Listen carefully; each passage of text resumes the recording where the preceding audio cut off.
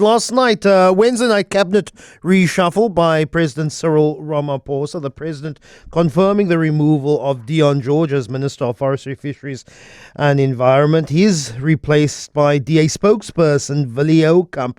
Also, an appointment of Alexandra Abrams as the Deputy Minister of Trade, Industry and Competition, of course, fills the position left vacant after the removal of the DA's Andrew Whitfield.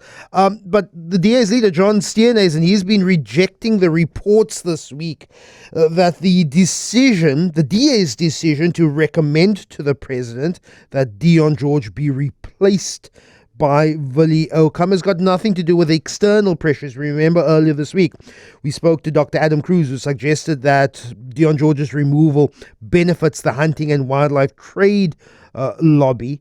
John Steenhuisen says only influenced by who are the most capable individuals. Let's find out by Karabo Khakhau, who is the DA's spokesperson. Good morning, Karabo. Really appreciate your time. Firstly, from your lips, the reasons why the DA suggested to the president to remove Dion George.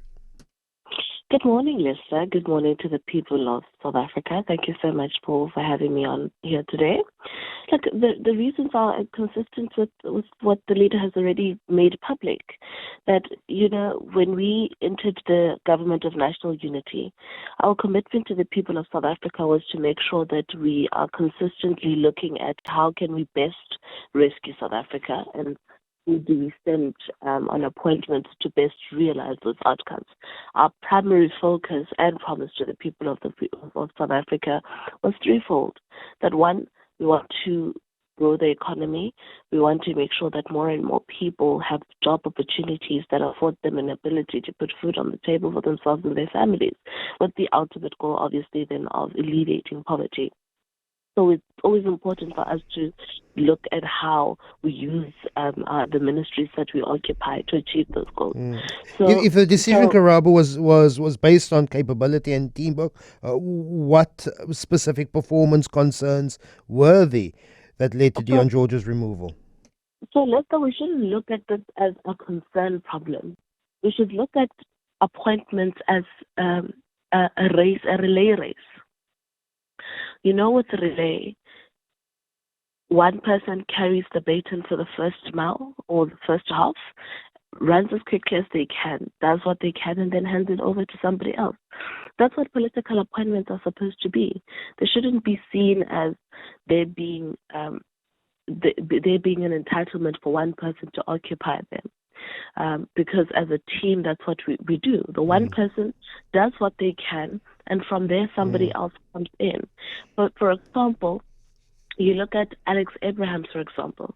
When FedEx decided and thought around why was it important to have Alex there, it's because when you look at trade and industry, what we're trying to achieve as the DA is to make sure that trade and industry speaks to the poor people of this country, transforming that industry to make sure that the poor people of this country get jobs. Where Alex comes in is with her background in social development, which is very rich.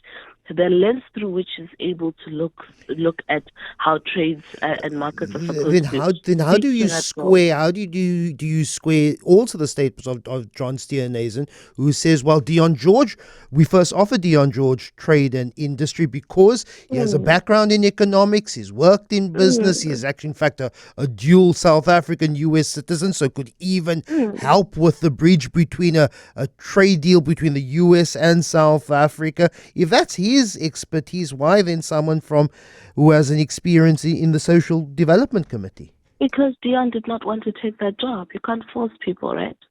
Which is the point. The point that I'm making here about a relay. So the leader is correct that we're looking at how do we maximize moving forward? How do we build on what has already been achieved? So if he didn't want, Lester, hear me? If he did not want to take up that position, you can't force him. And so what do?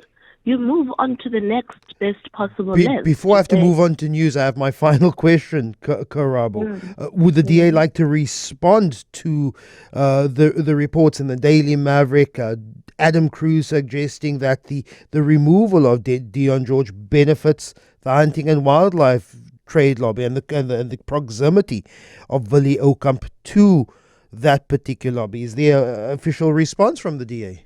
There was no such considerations that were brought before FedEx when the shuffle was proposed by the leader.